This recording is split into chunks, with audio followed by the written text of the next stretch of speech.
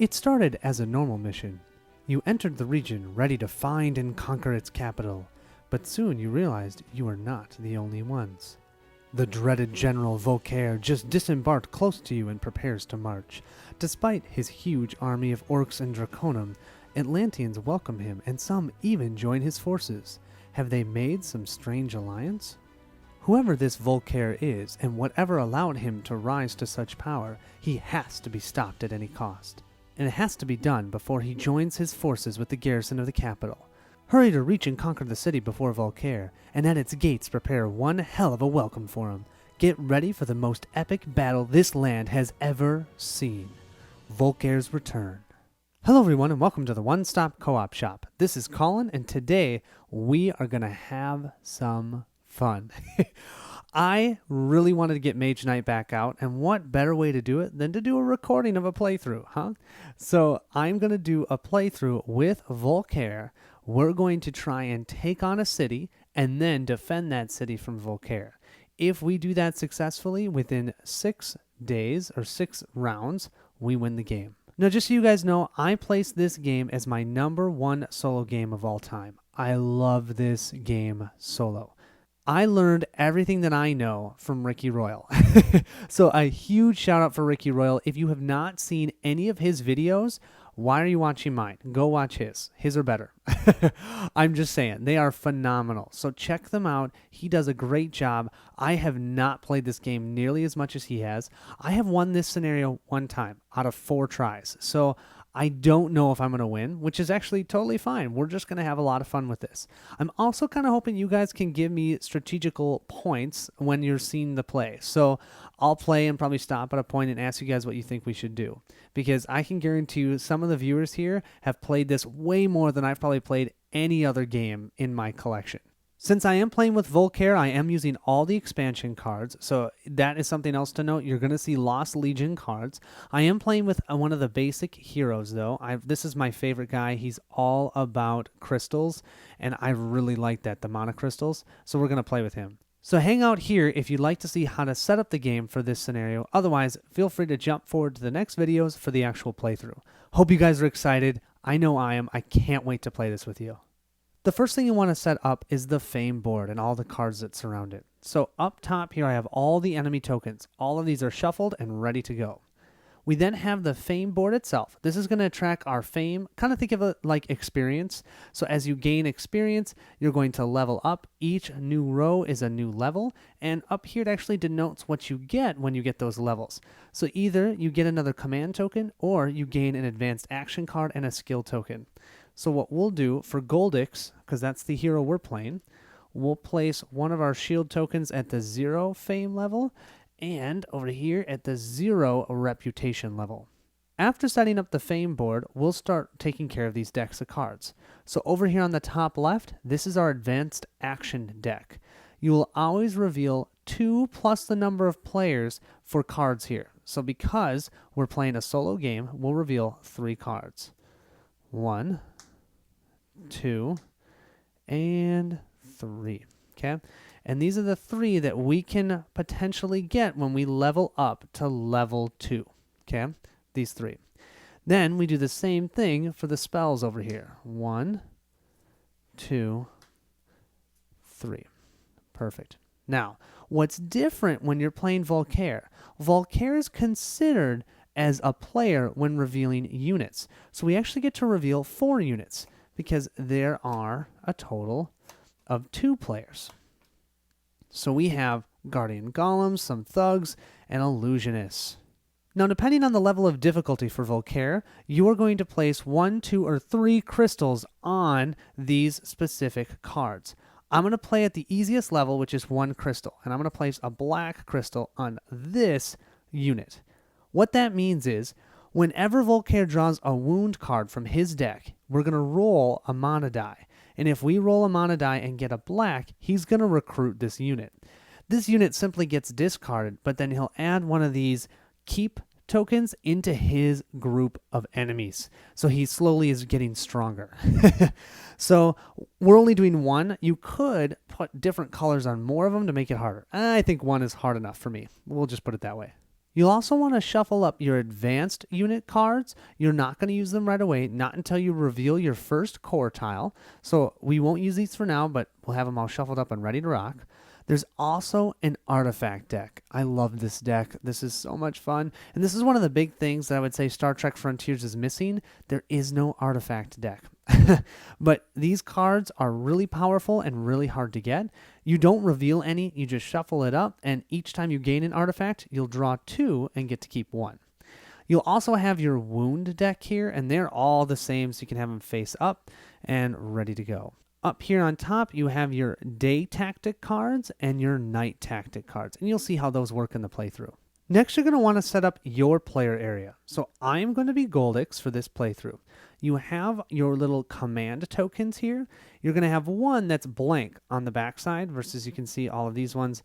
They've got the symbol on the front and then some numbers on the back here.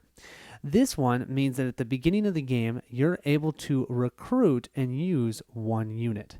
But as you level up, you're going to flip these over, and now I can recruit and use 2 units. The other awesome thing about these command units is on this side, they tell you what your armor is or your defense value and the amount of cards that you can have in your hand. So I can have 5 and my armor value is 2. You'll also grab your 16 cards that start to create your deck. Now, since I'm playing with the expansion, there are 2 cards in here that are specific to Goldix. If you're playing with just the basic Mage Knight, you'll only have 1 card that's different. Otherwise, all the mages will essentially have the same type of cards. And then you'll also want to grab your reference sheet for your skill tokens. And I almost forgot to pull out your skill tokens themselves, your shields to show where you've controlled or gained power of certain areas on the board, and then your turn order token. So now what I'm going to do is I'm going to shuffle this up and draw 5 cards from my starting deck. The next step is going to be setting up Volkare. So how you set up Volkare is similar to the dummy player if playing just solo conquest. The difference is he's not going to shuffle up his deck between each round. Once he clears out his deck, he goes into a frenzy and does 2 actions a round. So you don't want to have that happen. How you set up his deck is you grab 1 mage that you're not playing's starting deck of 16 cards. Then you pull out the 4 spell cards that are for competitive play only and put them in the deck as well. They're going to do something different. Lastly, you're going to put a certain amount of wound cards into his deck based on what difficulty level you want to do. I'm playing the fair level, so that's 18 wound cards. Yes, I'm playing at the easier level. I hope that's okay. You'll want to grab the skill tokens for that hero that you're using. So we've got our skill tokens here and our skill token reference sheet, so we know what they are, because there's a potential that we could draft these instead of ours. Volkare also has this really cool cardboard token here that you need to use, and when you fight him, he's going to get one of these abilities based on what you roll on a random mana die. So make sure to grab a mana die. He will use that a lot. He also has his own turn order token to keep track of his turn. Lastly, you'll want to determine what level Volkare is going to be at. So playing it solo, they recommend at the daring level, which is what we're going to do, he's a level 5. So he gets 1 white token, 1 red, and 2 green. So we're going to draw those now. They're all going to be face down. His army will be these 4 tokens. We don't know what they are. If we defeat all 4 of these tokens, we have defeated Volkare. We never actually defeat Volkare himself. All we have to do is either repel or soak the damage that he does to us, but then we have to eliminate this entire group of tokens in order to win. Also, if he ever recruits a unit, he's going to grab one of those keep units and he's going to add it to his units that we need to defeat. Ugh. So now what I'm going to do is I'm going to take this deck and shuffle it up really, really well. You do not want all the wounds together and then all the action cards together. It's going to make him act in a very bad way. It's not going to be helpful to you. So I'm going to shuffle this up really well, and then we'll be drawing 1 card around for him and doing an activation based on this card here. And I'll show you how that works in the playthrough, but you'll see it says Volkare's return. Depending on which card we flip, we'll do certain actions for him. I almost forgot, you'll need to make sure not to include the 2 interactive skills that come with both your specific mage you're playing and the dummy mage, because you're not going to be able to use these because they usually will be interactive with another mage. So we're playing single, a solo game, don't need them. Next, we're going to grab our day-night board. Now, it says day-night board because there's day on one side and night on the other. And what happens is certain areas of types of terrain are harder or easier to move through during the day and the night. So it's always harder to move through the forest at night, and it's always easier to move in the sands during the night. Conversely, the opposite for the day is true. Okay? We're going to start in the day. We have 6 rounds, so we'll do 3 days and 3 nights. We're going to grab a total of 2 plus the amount of players, so 1 for me and 1 for Volkare, mana dice. These dice create the source, and we can pull 1 die each round from this source and use them to power up our cards. What we need to do at the beginning of the game is give them all a roll and ensure that at least half of them are the basic 4 colors. Perfect. So we have 2 blue, a white, and a gold. Gold can be any color during the day. At night, gold is exhausted and he can't use it. But gold is awesome during the day. So that, not a bad roll. I mean, 2 blue, I'm still okay with it. So now let's set up our tiles. In this game, there's always 3 types of tiles. We have our countryside tiles, okay? We have our core tiles that are not cities. So all of these ones don't have cities in the center of them. And then we have our city core tiles. Remember, our goal is we have to defeat one of these cities and then protect it and take out Volkare to win the game. So the first thing we're going to do, we're going to give all of these cities a good shuffle up. Let's grab this one. So since we're playing a solo game, we have 1 city that we need to take out. And that's always going to be the bottom tile of the stack. Then we'll grab 1 non-city core tile. That one looks good. And then what we're going to do is we're going to grab 7 countryside tiles. 1, 2, 3, 4, 5, 6, and 7. Perfect. The Volkare Returns card shows us how to set up the tiles for the beginning of the game. We start out with the portal tile, and this is where we'll start. And then we have Volkare's tile, and then we'll reveal 2 of the countryside tiles to start the game. Here we have our starting tile and Volkare's. So we'll start right on the portal. Volkare will start in his camp right here. We'll now reveal 2 of these tiles. So let's see, this one is going to go here. And how we know how to set these up, let me show you.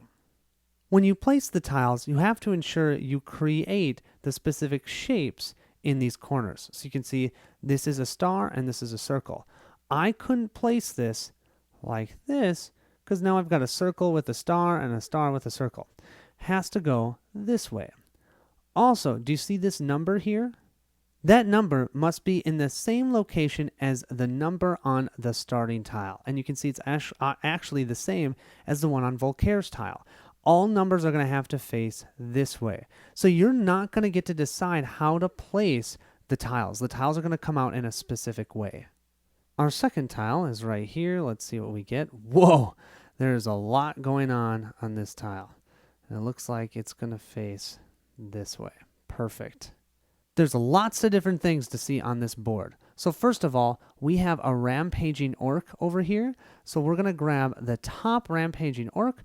This gets flipped face up and we place it here. We do the same thing here for the Draconum. Now, I don't think we're ever going to fight those ones because they're so close to Volkare, but I still like to place them just in case.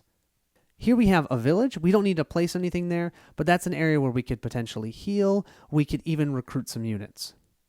Over here, we have the monster den. Now, it's an adventure site, so we won't draw anything, but if we decide to go there and adventure into the den, we'll draw an enemy and fight it. Here we have a keep, and for that, we just draw one of the keep enemies, but we leave it face down. We can reveal that if we ever get adjacent to it during the day, but at night, you're not even going to be able to reveal it until you step in to that keep. Over here, we have an ancient ruins. Now, we don't know what this token is. Since we're in the day, we get to flip it up. Oh, okay, so it looks like Yep, we would have to draw 2 random mage enemies, and if we defeated both, we'd gain a spell and an advanced action card. Whoa! Okay, that might be a good idea because we could come through here.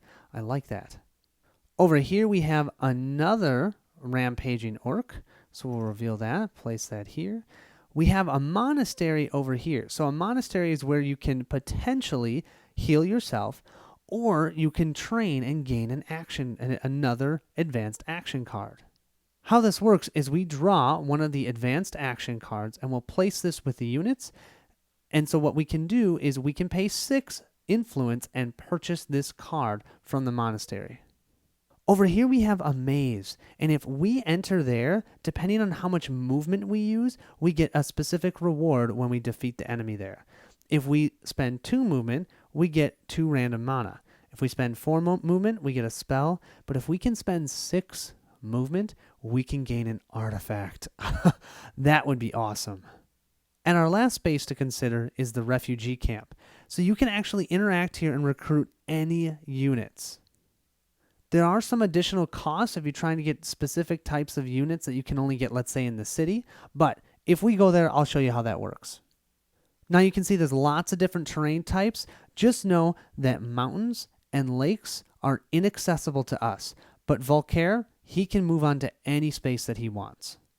What we'll do is we'll grab this Volkare's Returns card and try and set it up so it's facing the same way as it's facing on this card.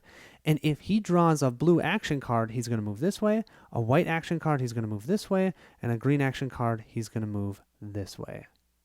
We are just about ready to start. Let's draw our 5 cards. We have Tranquility. We have March. That's nice. We have Swiftness. We have Stamina. And we have Mana Draw. So this is the first 5 cards that we'll start with in the game. The last thing we need to do is pick our tactic card for the day. Now, if you've played the solo conquest, how this works is you pick one, and then the dummy randomly picks one of these cards, and both of them are discarded from the game. It's different with the expansion. With Volkare, whichever one I pick will be discarded from the game. But whichever one that Volkare picks will go back in there. So we don't have this worry of him taking the best one of these, because if he does, it's fine. I can get it the next round. You know, it's not like it's discarded forever. So a lot of times people suggest 5 to be a good starting one because, hey, when you take this tactic, immediately draw 2 cards. But what I'd like to do is leave it up to you guys. You saw my hand. You've seen the board. What do you guys think that I should grab?